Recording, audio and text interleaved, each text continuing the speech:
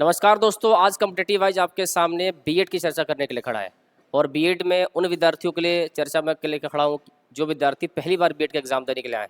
उनके मन में एक कन्फ्यूज़न हमेशा रहता है कि सर कौन से क्वेश्चंस हमारे एग्ज़ाम में बनने वाले हैं, किस टॉपिक से, किस सब्जेक्ट से कितने क्वेश्चंस हमारे एग्ज़ाम में आएंगे, कितना टोटल एग्ज़ाम में क्वेश्चन आएगा, कितने नंबर के क्वेश्चंस आते हैं। इन सब चीज़ों पर मंथन करने के लिए बच्चा बिल्कुल बेचैन रहता है, क्योंकि पहली बार दे रहा है, इसके पहले उसने नहीं दिया है।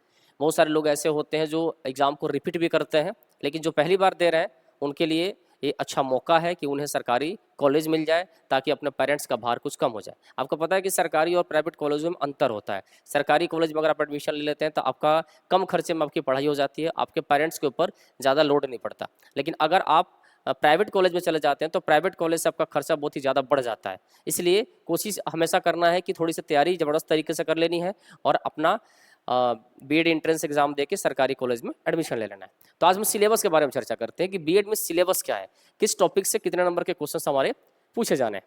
तो आइए समझते हैं। यहाँ देखिए, यहाँ अल्टरनेट की तरीके से इस्तेमाल हुआ है, जैसे इंग्लिश और संस्कृत, इन दोनों को आपको नहीं देना। इन दोनों में से कोई एक आप लेंगे तो अगर आप इंग्लिश लेते तब भी आपका 15 क्वेश्चन 15 नंबर का आएगा, संस्कृत लेते तब भी 15 क्वेश्चन 15 नंबर का आएगा। यानी इन दोनों में से सिर्फ और सिर्फ 15 ही इस्तेमाल एक आदमी कर सकता है, या तो इंग्लिश या तो संस्कृत।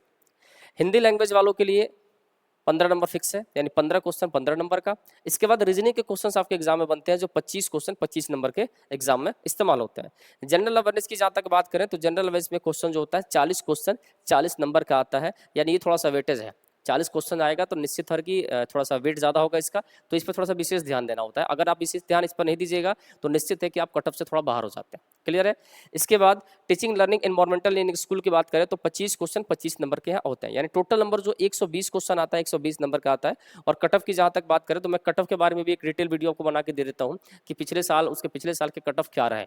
इस बार वेंडर भी चेंज हुआ है, फॉर्म भरने की संख्या डिटेल देखी जाएगी, कितना फॉर्म भरा जाएगा, फिर उसके अकॉर्डिंग आपका पूरा सिनेरियो तैयार होता है। ये कंफर्म नहीं कर सकता कोई कि इतना ही कट ऑफ रहेगा, क्योंकि नंबर ऑफ स्टूडेंट जितने बढ़ेंगे कट ऑफ उतना ही क्या होता है, बढ़ता भी है घटता भी है, तो इस पर डिपेंड करता है। तो ये सिलेबस है, जिस सिलेबस के अकॉर्डिंग आपको पूरी की पूरी तैयारी करनी है। हमारे चैनल के साथ जुड़ कर रहिएगा, आपको बहुत सारी मदद करने वाले हैं हम। Thank you so much.